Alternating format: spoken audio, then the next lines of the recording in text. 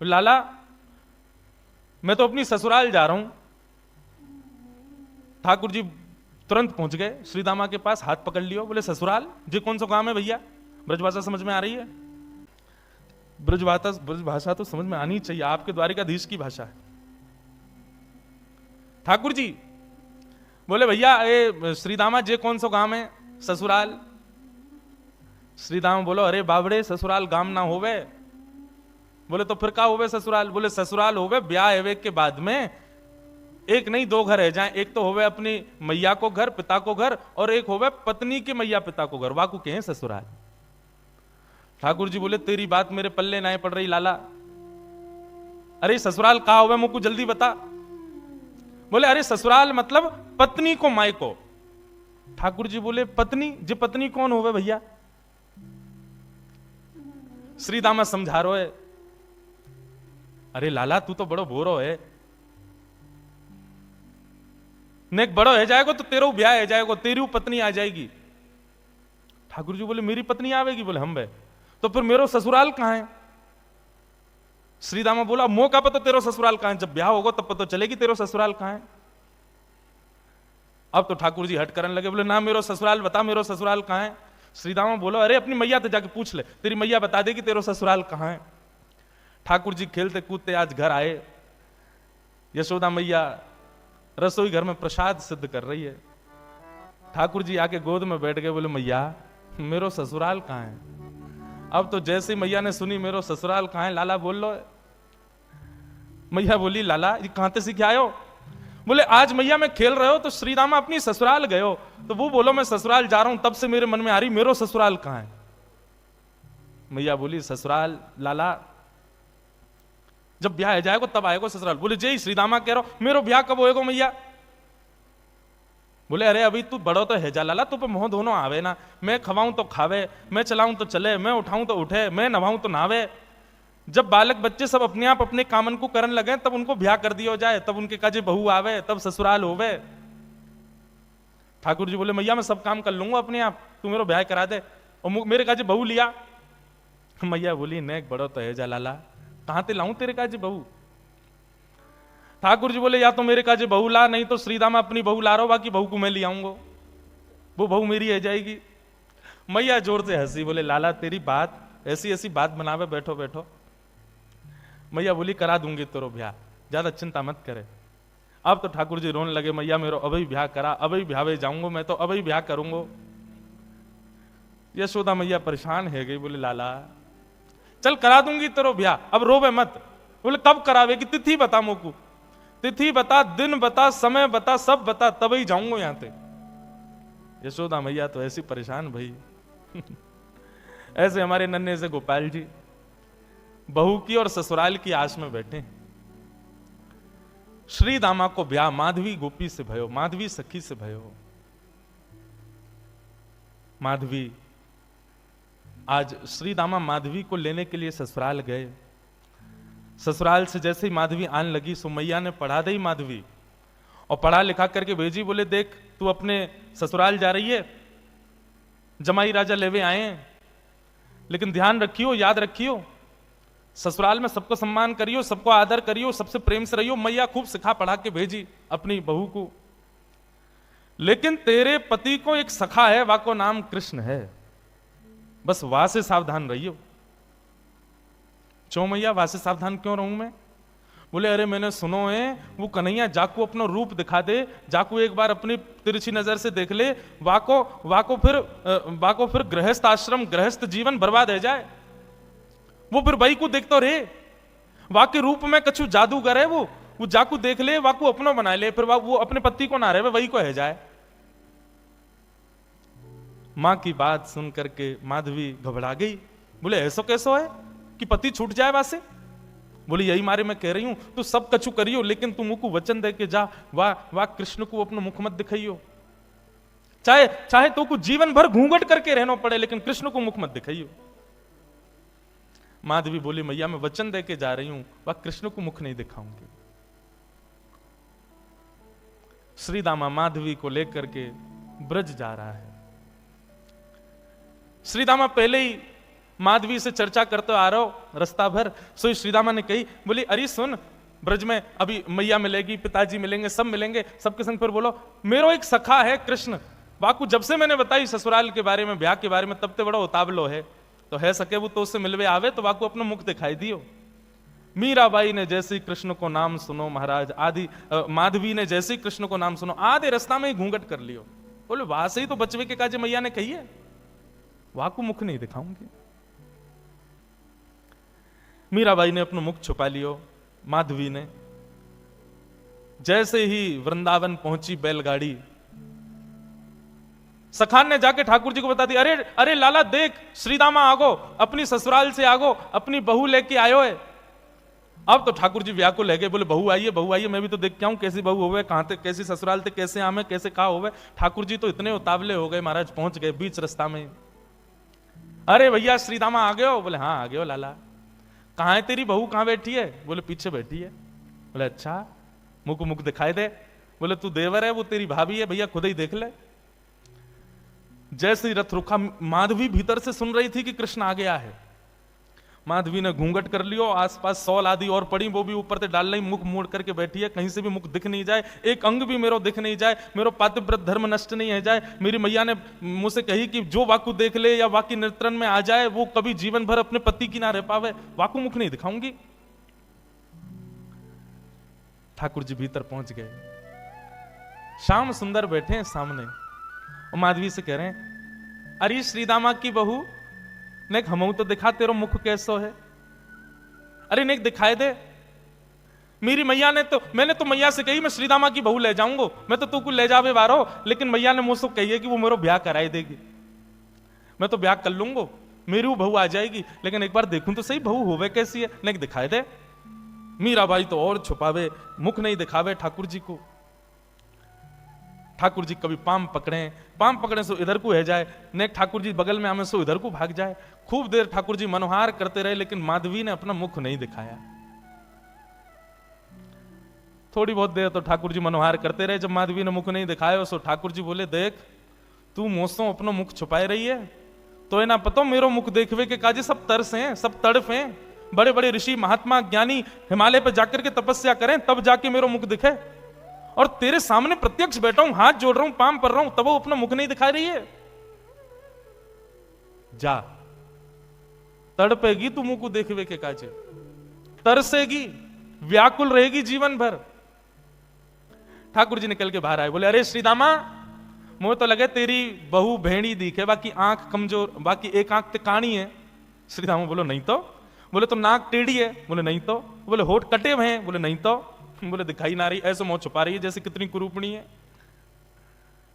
कोई बात ना श्रीदामा, मेरी बहू आवेगी, मैं तो को नहीं दिखाऊंगा, ले जा अपनी बहू है। माधवी चली गई, अपने घर आ गई। लेकिन बंधुओं, ब्रज में तो और कुछ होता ही नहीं है, हर घर में केवल कृष्ण की चर्चा चलती रहती है। सुबह उठने से लेकर रात्रि सोने तक केवल कृष्ण कृष्ण कृष्ण, कृष्ण ने ऐसो कियो, कन्हैया ने ऐसो कियो, अरे आज तो नंद को लाला वहां घूम रहे हो, अरे आज तो नंद को लाला वहां डोल रहे हो, सब जगह यही चर्चा। अब माधवी सोचे इन पे और कोई बात ही नहीं है, अगल बगल की सब गोपियां, पूरे घर गृहस्थी की कोई बातचीत नहीं, बस पूरे दिन वो नंद को लाला ऐसो करे, नंद को छुरा ने आज तो ऐसो कियो, अरे आज तो माने ऐसो कियो, पूरे दिन वही की चर्चा। अब माधवी कहे किससे? अपनी सास से कहे, अगल बगल की गोपियों से कहे, बोले तुम लोगन पे और कोई बात ना है? कभी बैठ जाओ, कहीं चले जाओ, 24 घंटा या कृष्ण कृष्ण कृष्ण कृष्ण वही की चर्चा करते रहो, और भी तो कई बातें गृह गृहस्थी की कर ले भैया, ये 24 घंटा कन्हैया। एक गोपी बोली, अरे माधवी, तेने कन्हैया देखो अभी तक, या कन्हैया की दृष्टि पड़ी तो पे? माधवी बोली, मैं नहीं दिखाऊंगी वाकू अपना मुख, मेरी मैया ने मनाई करके भेजो है कि वाकू मुख दिखावे से यही स्थिति है जाए जो तुम लोगों की, अपनी पति की चर्चा नहीं करो, वह नेक से कन्हैया की चर्चा कर रही हो, मैं तो ना दिखाऊंगी वाकू मुख। गोपियां सब बोली, यही मारे तेरे मुख से वाक्य काजे ऐसे दुर्वचन निकलने हैं, अभी तेने वाकू मुख देखो ना है, अभी तेने वाको रूप देखो ना है, यही मारे ऐसे बोल रही है। अरे जाद ना वो छवि दिख जाएगी ना, जाद ना वो मोहनी मूरत, सांवनी सूरत तेरे चित्त में बस जाएगी ना माधवी, तू भी हमारी तरह वही की चर्चा करेगी। माधवी मन में सोचती भी है, ऐसा कहा है वाक्य रूप में जो और कोई चर्चा ना आवे चित्त में। अरे माधवी, वह कन्हैया को रूप कैसा है? बोले नेत्रन से जब वो सामने दिखेगा ना, तो जैसे पलक मानो झपकनो अपने आप को भूल जाएंगी, ये पलक नीचे आनो भूल जाएंगे। आज हम संसार की कोई वस्तु देखें तो पलक ना जाने कितनी बार झपके, हमें खुद को पता ना चले। बोले श्याम सुंदर जब नेत्रन के सामने आएंगे तो पलक भी भूल जाएंगी कि हमको झपकनो है। ऐसा रूप है वाको। गोवर्धन के अंग अंग प्रति निरख नैन मन रहत नहीं। अरे वाको एक एक अंग ऐसा है कि एक अंग को देखेगी तो वर्षों तक एक ही अंग को चिंतन चलता रहेगा। ऐसा ना है कि एक बार में नेत्रन को भी देख ले, मुख को भी देख ले, कानन को भी देख ले, हाथ भी देख ले, पाँव नहीं, एक बार में एक ही अंग दिखेगा और वही कोई चिंतन चलता रहेगा। कहरी कहो कछु कहत न आवे, चुत चुरायो वे मांग दही। कहा कहूं, वाक्य रूप को वर्णन ना कर सकूं। माधवी बोली ऐसा काय वाक्य रूप में? बोले वर्णन को विषय ना है, कोई बता ही ना सके। अरे कितनों बड़ो वक्ता आ जाए, वाक्य रूप को वर्णन कोई ना कर सके। कुंभन दास प्रभु के मिलवे की, कुंभन दास प्रभु के मिलवे की, सुंदर बात सखियन सो कहे।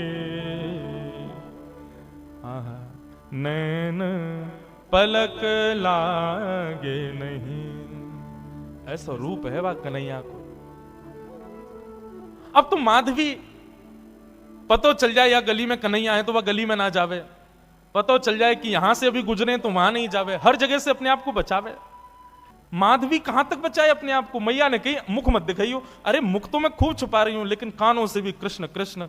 जहां बैठ जाऊं कहीं भी ऐसी कोई जगह ही नहीं जहां कृष्ण की चर्चा नहीं होती।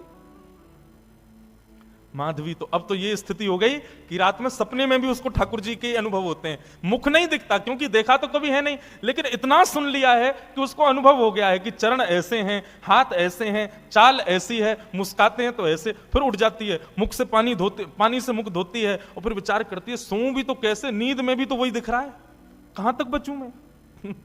माधवी की स्थिति 24 घंटे चिंतन में श्री कृष्ण श्री कृष्ण श्री कृष्ण। एक दिन परेशान हो गई, रात्रि में सो गई, कानों में रुई लगा ले तो भी क्या, चिंतन में तो वही चल रहा है, कहां तक बचे। रात्रि में सोई थी, आज मानो मीराबाई को ऐसा लगा कि सुबह हो गई है और तुरंत उठ करके हाथ मुंह धो करके माधवी ने मटका उठाया, यमुना जल भरने के लिए निकल पड़ी। उसको लगा समय हो गया है यमुना जल भरने का। सब गोपियां साथ में जाती थीं यमुना जल भरने के लिए, लेकिन मीरा आज माधवी समय से पहले ही उठ करके चली गई। उसको लगा कि समय हो गया है और पहुंच गई यमुना के तट पर। तट पर जाकर के देखा अभी तक कोई भी नहीं, अकेली मैं, बाकी सब कहां चली गई। हो सकता है मुझे विलंब हो गया हो, या मन में भाव आया मैं जल्दी आ गई हूं तो कोई बात नहीं, भर लेती हूं, आई गई हूं तो। अकेली है यमुना के तट पर माधवी। जैसे ही यमुना जल भरने लगी मटके में, रोज उठा के लेके जाती है खुद ही, लेकिन आज मटके में जल जैसे ही भरा, उठाया तो उठे ना, भार बढ़ गया है, भारी हो गया है। अब तो लगी है उसको उठाने में, कभी खूब प्रयास करती है, खींचती है, आसपास देखती है कोई आ जाए, कोई आके उठवा दे। इतने में ही बांकी अदा से अपनी चाल चलते भये, त्रिभंग लली श्याम सुंदर, कमल कटाक्ष नेत्र हैं, सुंदर दंतावली, चंदन की सुगंधी से आच्छादित करते हुए मार्ग को पहुंच गए यमुना के तट पर। माधवी आसपास देख रही है, कोई दिखे तो आवे उठवावे। तभी दृष्टि पड़ी श्याम वर्ण नन्हे से श्याम सुंदर छोटो सा बालक। माधवी ने देखा तो था नहीं उनको, देख करके लगा अरे पता ना कौन सी गोपी को छोटो सा सुंदर सा बालक सवेरे सवेरे जमुना के तट पर घूम रहा है। मीराबाई ने तुरंत आवाज दी, अरे ओ लाला अरे ओ भैया नेक अयो इतको अयो। ठाकुर जी कूदते फांदते अपनी चंचल अदा से कभी यहां देखें कभी वहां देखें, ऐसी मधुर मुस्कान उनकी, पहुंच गए माधवी के पास। एक बार को तो मानो जैसे देखती ही रह गई माधवी, लेकिन मन में ये एक बार भी नहीं आया कि ये वही तो नहीं है जिससे बचना चाह रही हूं। नन्नो सो बालक है, चंचल सोया को बदन है, जरूर कोई गोपी को छोरा होगो। मटकी रखी है और माधवी ने कही, अरे लाला तूने कि ये जल की भरी, यमुना जल की भरी मटकी ने ऊंचाई दे, मुंह पे उठना ही रही है, बहुत भारी है गई है। ठाकुर जी इशारों करके बोले हाँ मैं उठवा देता हूं। अब भाई जैसे मीराबाई माधवी उठाने लगी, ठाकुर जी ने अपनी दोनों भुजान को वामे मानो जैसे एक भाव जैसो दियो, सोई मटकी उठ गई। अब मटकी तो उठी, ठाकुर जी नेक से नेक उठा के इतनी ऊपर तक कर देते, लेकिन ज्यों ज्यों मटकी उठाई ठाकुर जी त्यों त्यों लंबे रहते चले गए और बिल्कुल मीराबाई के सन्मुख खड़े है गए। ऊंचाई करके जैसे ही मटकी शीश पे धारण कराई, शीश पे मटकी धारण करते ही माधवी ने अपने नेत्रन से सामने देखो, और जैसे ही सामने देखा, आहा वरहा पीडम नटवर वपुः कर्णयो कर्णकारम विभ्रदवासः कनक कपिसं वै जयंतीं चमालाम रंध्रान वेणु वधर सुधया पूरयन गोप वृंदई वृंदारण्यम स्वपद रमणम प्राविशद गीत कीर्ति। दोनों भुजा से मटकी पकड़ रखी है, नेत्रों से सामने श्याम सुंदर को देख रही है, मुख खुला हुआ है, प्रश्वेत के बिंदु माथे से नीचे गिर रहे हैं, और अचेत अवस्था में मीराबाई उनके रूप को देख रही है, माधवी उनके रूप को देख रही है। ठाकुर जी के नेत्र ही तो खतरनाक हैं सबसे ज्यादा। एक बार दृष्टि पड़ जाए तो फिर कोई और के रह नहीं पाओगे। मेरे मन में बंधुओं आता है कि हम ठाकुर जी के दर्शन करके पुनः सहज इसलिए हो जाते हैं क्योंकि हमने उनको देखा, उन्होंने अभी हमको नहीं देखा। कभी ठाकुर जी ने यदि हमको देख लियो ना, तो एक बार उनके सामने जाके फिर सहज नहीं हो पाओगे, फिर अन्यत्र कहीं मन लग नहीं पाएगा। मीराबाई माधवी अचेत खड़ी है, ठाकुर जी से जितनो बचनो चारे ठाकुर जी ने उतने सबरे अपने बाण मार दिए, नेत्रन से कटाक्ष मार दी, मधुर मुस्कान कर दी, अपने रोम रोम को दर्शन कराई दियो महाराज।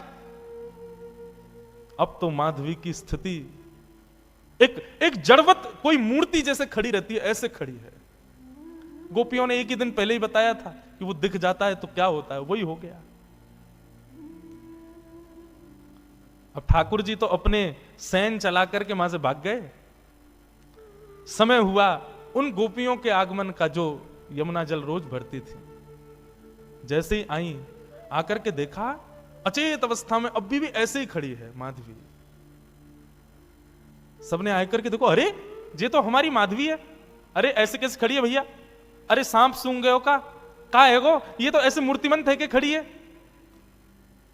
कोई हाथ पकड़े, कोई पांव पकड़े, कोई मुख को खींचे, थोड़ी हिलावे, लेकिन बिल्कुल मूर्तिमंत। नेत्रों से केवल 2 अश्रुबिंद गिर रहे हैं, आंखें पलक झपक भी नहीं रही हैं, मानो केवल देह खड़ा हो, चित्त वृत्ति तो ले गया अपने साथ, खड़ी। एक गोपी बोली, अरे का है गो, कोई ना टोना कर दियो का, कोई ना मंत्र फूक दियो का। एक गोपी मंद मंद मुस्काए के बोली, बोले कहीं ऐसा तो ना है नंद जी को छोनाया ने देख लियो होए। अरे जो ज्यादा वासे बचवे को प्रयास करे वो वही कोई पकड़े। ये बहुत घूमती ना, वाकू नहीं देखूंगी, वाकू मुख नहीं दिखाऊंगी, वासे वाकू की तरफ नहीं करूंगी, मुझे लगे कहीं वही ने तो याकू अपनो दर्शन नहीं करा दियो।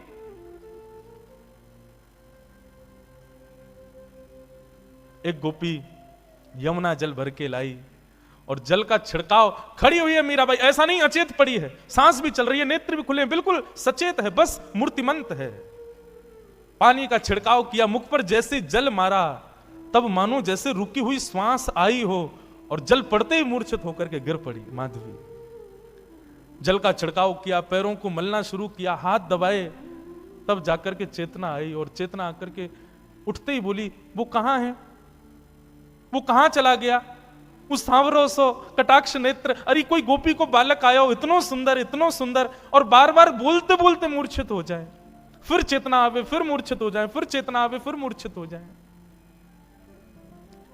सब गोपियां चिंतित नहीं मुस्कुरा रही हैं। अब जैसे ही माधवी चेतना में आई, आते ही बोली, तुम सब मुस्कुरा रही हो, मेरी स्थिति तो देखो, मुझ को ज्वर चढ़ रहे हो है, मुझसे चलो ना जा रहे हो, मुझसे उठो ना जा रहे हो, मेरी स्थिति ऐसी क्यों हो रही हो, तुम सब मुस्कुरा रही हो।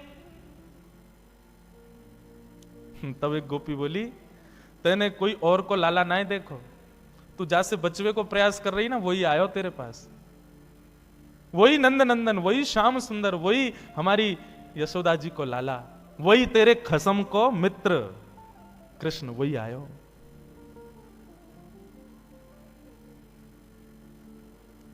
मीराबाई, माधवी, अब तो बेचैन हो गई, मैं कहां करूं, कहां जाऊं, मुझको घबराहट है रही है, मैं मुंह से उठो ना जा रहा, मुझसे चलो ना जा रहा, मैं बोल भी ना पा रही, बार बार अचेतना है रही है, कछु करो ना। सब प्रकार के प्रयास किए, लेकिन माधवी कहे नहीं, अब तो एक ही उपाय है कि वाके सामने मुंह को ले चलो, मुंह को दिखाई दो, वाको रूप दिखाई दो।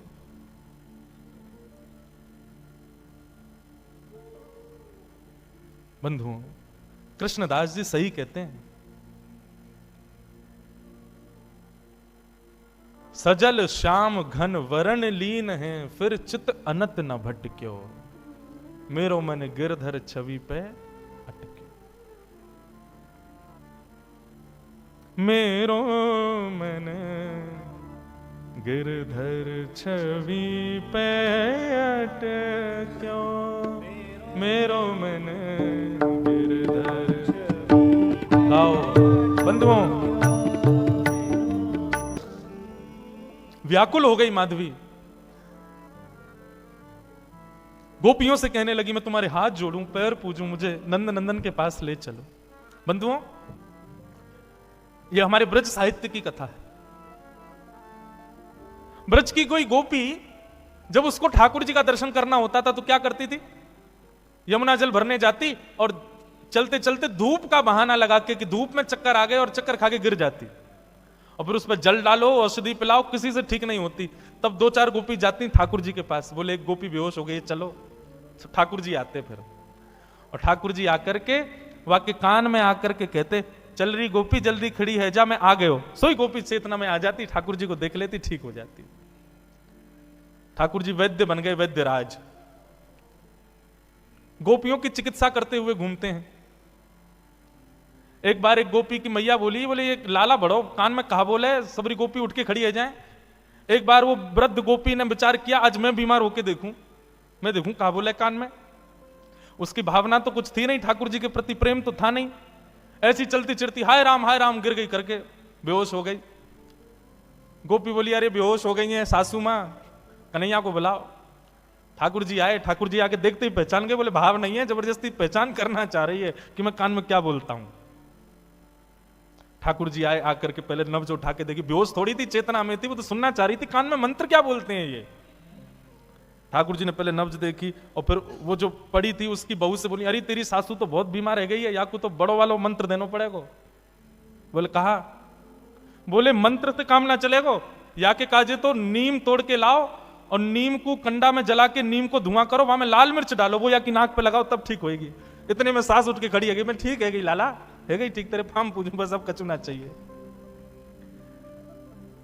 श्याम सुंदर ऐसे गोपियों की चिकित्सा करते हैं, लेकिन आज जब माधवी की स्थिति ऐसी भई, गोपियां कहीं, बोले लाला एक नई गोपी आई है, अचेत पड़ी है, लाला एक बार दर्शन दे दे। बोले कहा नाम है बाको? माधवी। अरे अपने श्रीदामा की बहू। भगवान बोले वो बहू? बोले हाँ। वो ससुराल ते आई का है? बोले हाँ वही। वाकू तो अपना मुख नहीं दिखाऊंगा, अरे बड़ी इतरा रही, मैं बात से पाम पूछ रहा हूं कि अपना मुख दिखाए दे, मुख को दिखाया हो नहीं मैंने, पड़ी रहने दो, मैं ना आऊंगा वाक के पास। वाकू तो मैंने वचन दिया है कि वो तड़पेगी मेरे रूप को देखवे के काजे। ठाकुर जी नहीं गए माधवी से मिलने, क्योंकि ठाकुर जी चाहते थे कि यह विरह वेदना कलयुग में प्रेम लक्षण बन के जन्म लेगा, इसलिए विरह देना पड़ेगा। जब बीज में से एक स्वस्थ वृक्ष को जन्म देना होता है ना, धूप की ताप में रखना पड़ता है।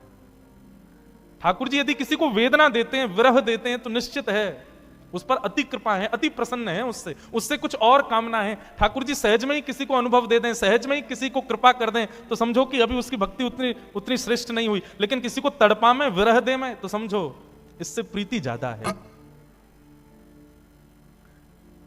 व्याकुल माधवी। तभी प्रसंग आया गोवर्धन लीला का। इंद्र के मान को मर्दन करने के लिए भगवान श्री कृष्ण ने जब गोवर्धन पूजा का कार्य रखा, सब ब्रजवासी गए, गोपियां गई। अरे माधवी, वैसे तो कन्हैया आवे ना है, लेकिन आज सब ब्रजवासी जा रहे हैं, आज तो को कन्हैया जरूर दिख जाएगा, चल। माधवी भी गोवर्धन गई है, लेकिन बंधुओं उसकी दृष्टि में पता नहीं क्या हो गया, उसको सब दिख रहे हैं लेकिन ठाकुर जी नहीं दिख रहे।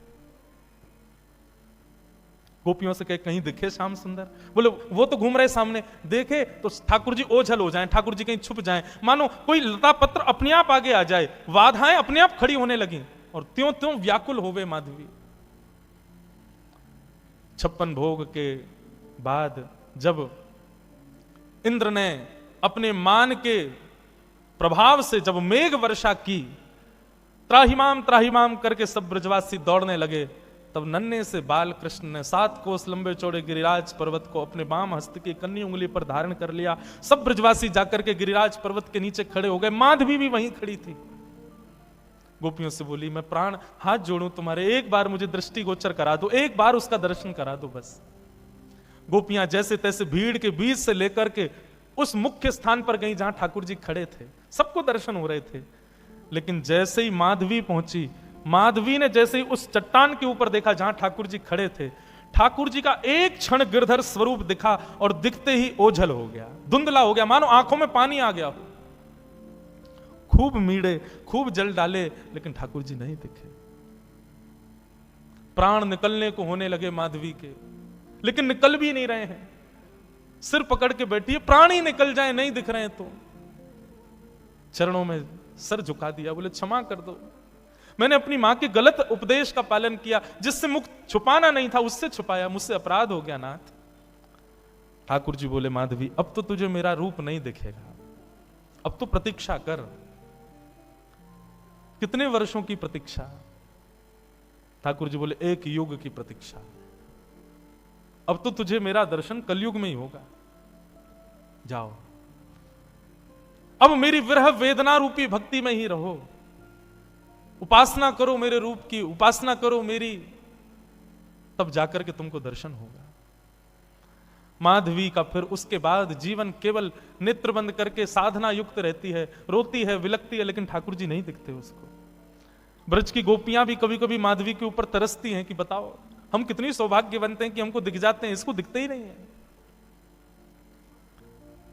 सब आकर के रूप बताती हैं, आज श्याम सुंदर ने ऐसी पाग पहनी है, ऐसे वस्त्र पहने हैं, ऐसी, उन्हीं का ही चिंतन करके माधवी अपना जीवन यापन करती है। और इसी प्रकार सुन सुन करके ठाकुर जी की रूप माधुरी का अपने जीवन यापन करते हुए अपने प्राणों का परित्याग किया माधवी ने। और वही माधवी की दिव्य चेतना इस आभा मंडल में भ्रमण करती रही। कलयुग प्रारंभ हुआ, और कलयुग में भी जब भक्ति शतक, भक्ति काल जब आया, तब भारत की राजस्थान की भूमि, और उस राजस्थान की भूमि में भी मेड़ता में भी परम गौ भक्त, परम संत भक्त, परम ब्राह्मण निष्ठ राव दूधाजी के छोटे पुत्र के यहां पर भक्तिमती माधवी ही मीरा के रूप में जन्मी है। बोलो भक्तिमती मीरा बाई की जय।